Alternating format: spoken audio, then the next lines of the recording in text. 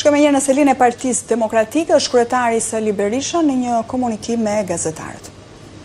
Of drug mafia, rezident, ata bost, aty e kanë vendin, por aty njëkohësisht ka dhe mbikëqyrje të madhe.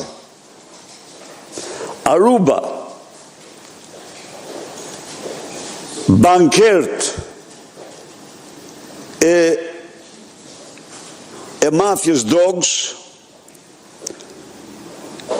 ka si destinacion në përmjet klaneve shqiptare të përcaktuara 3 vende: Italin,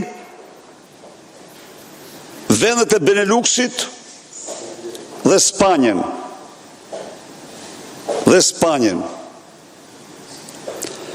Aruba, charteri për në Aruba, ku thuhet, por nuk mund të them 100%, edhe njerë, por mjaft dokumenta, mjaft zëra janë se delegacion e ka kryesuar vetë Edi Rama. Ajo çka unë ju them 100% kanë qenë ministra dhe zyrtarë shumë të lartë të qeverisë. Për këte po, se pastaj në regjistrime aty ku thuhet targeti për shembull, në ato që kam lexuar ju, aty do të kuptohet Mario Çela, që flet me Taulantin. Në emër Taulantit, e keni parasysh, por nuk ka lidhje me Arubën, këto në histori tjera. Pra, problemi i tyre është ata përdorin kode. Dhe janë të regjistruar me kode. Sigurisht agjensit i dinë se kush janë, 100%. Nuk ka diskutim. Po ne po bëjmë gjithçka të bëjmë publike.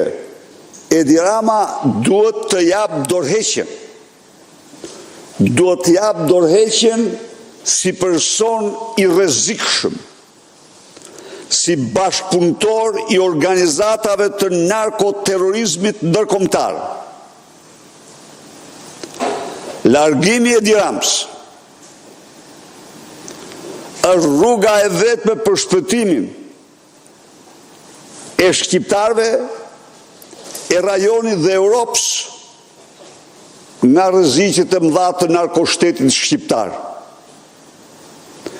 Edi Rama mendon se do ta kapërcej Arubën. Edi Rama ka dhe mbështetës të cilët kur më ndigjojnë se flas për narkoshtetin apo për Arubën,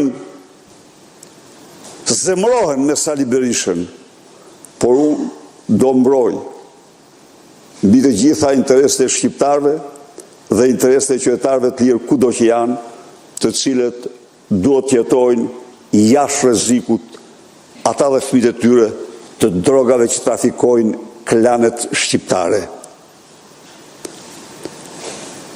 Charteri është nisur nga Tirana.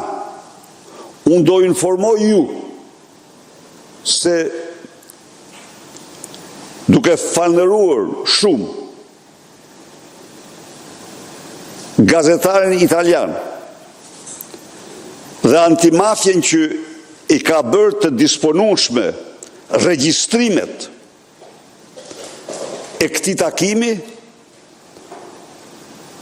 ne po jetojmë dhe çdo informacion që të mbledhim, ne do e paraqesim para jush. Ne do e paraqesim para jush. Dhe para shqiptarëve dhe para botës. Nuk ka akt më flagrant. Sot janë vetëm 2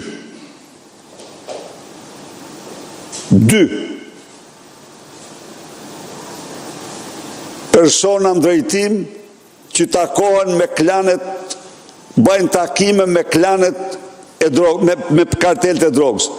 Është Maduro i Venezuelës, është Ramaduro i Tiranës. Unë njerëzisht të kërkoj mediave të mos censurojnë këtë skandal të përmasave botërore. Unë u them mediave të kontrolluara nga qeveria, që e kanë censuruar, se këto organizata me qendër në Aruba janë shpallur organizata terroriste. Dhe se Aruba, si bursa botërore e drogës dhe trafiqeve, ka si shareholder më kryesort klanet a kartelet shqiptare të drogës.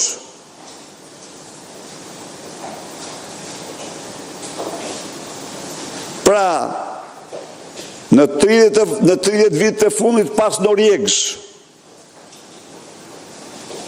Noriegës, tani janë 2 shefa ekzekutivi.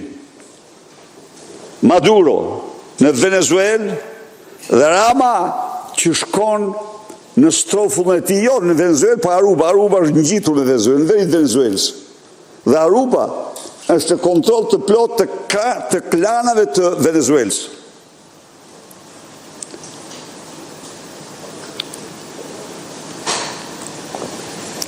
Ju informoj gjithashtu se në Aruba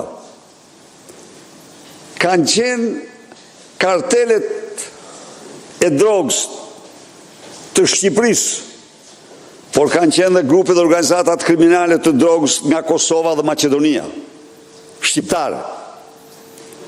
Dhe natyrisht, ortakët e tyre të karteleve të Venezuelës, Kolumbisë, Ekuadorit, Paraguajt, Uruguajt. Është krim të fshehesh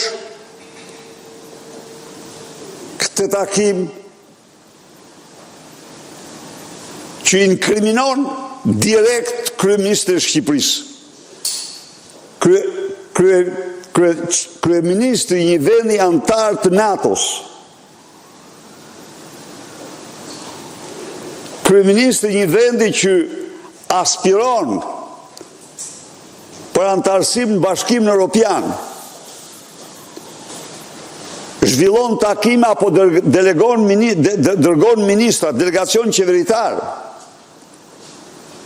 për takime dhe dile me kartelet më të rrezikshme të drogës, bashkëpunëtorët e tyre shqiptarë, sa ato është shpallur tashmë organizata terroriste. Dhe ju ofron malin e Tiranës. Ju kujtohet ju kur thanë që ajo është Sali Berisha, ajo mali i Tiranës? A ju kujtohet? Vazhduan mediat e shpifjes të bënë. Ja që doli, se i kujtë është mali i Tiranës. Besoj se e mësur, apo syri i Tiranës, bërët vesh atë se, po besoj se ato janë. Ndaj dhe jam këtu për t'i thënë Edi Rams jep dorëheqjen. Jep dorëheqjen sepse ti nuk mund t'jesh kryeministri i një vendi, antar të NATO-s, antar i Këshillit të Europës, kandidat dhe që ka hapur negociatat me Bashkimin Evropian në një kohë kur ti zhvillon dhe takime me klanet botërore, me kartelet dhe klanet botërore të drogës. Faleminderit.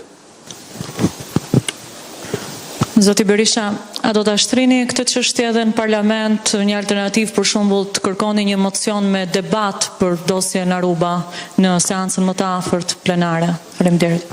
Ju falenderoj për sugjerimin. Ju garantoj se veprimet tona do t'jenë të shumë fishta dhe të shumë llojta. Për këtë takim që tashmë nuk e mohon dot kush. Tashmë është i shtamposur në regjistrimet e antimafjes italiane. Dhe unë e falenderoj shumë, se ajo, qoftë se gazetari ka publikuar ato, do të thotë se antimafja ja ka dhënë, se ai nuk ja u ka rrëmbyer, nuk ja u ka vjedh. Ata kanë bërë një shërbim të madh. Kështu që ai do jetë vetëm një akt. Po akt tjetër në qoftë se Rama nuk jep dorëheqjen, do t'jetë një padi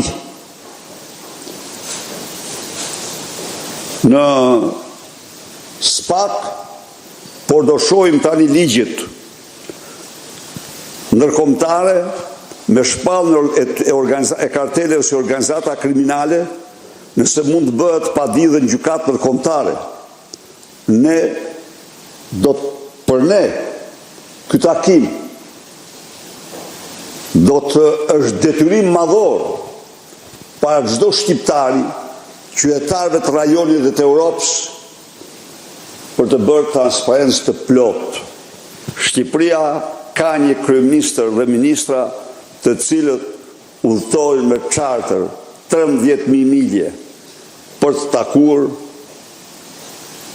bost shqiptar dhe latinoamerikan të drogës. Zoti Berisha, Daniela Maloku, Report TV. Në fakt do doja t'ju korrigjoja për nisjen tuaj të konferencës, sepse vetëm në momentin që flasim janë rreth 8 televizione informative që po e pasqyrojnë konferencën tuaj dhe e njëjta gjë edhe ditën e djeshme. Ndërkohë, duhet ju bëj një pyetje lidhur me aksionin në parlament. Partia Demokratike ka deklaruar apo ka patur si kërkesë kryesore në seancën e ditës së mërkurë që duhet të përsëritet seanca plenare ku votua programi i qeverisës. Do të artikuloj Partia Demokratike këtë kërkesë mbase edhe në institucionet tjera siç mund të jetë gjykata kushtetuese, pra a do të bëj një kërkesë, duke qenë se edhe ju vetë personalisht e deklaruat edhe në Kuvendin e Shqipërisë, pra që do të vijoni të kërkoni. Pyetja e parë. Së pari, unë kam respekt për çdo gazetar që vjen këtu në konferencë shtypi.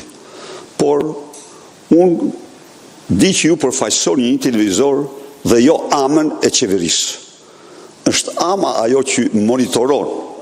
Prit një minutë. Është ama ajo që monitoron. Unë jam gazetare, kur flas sipas verifikimeve, pra deri në këtë moment. Dakor, është ama ajo që monitoron, po se e dha në një moment pa shif lajmet sa japin.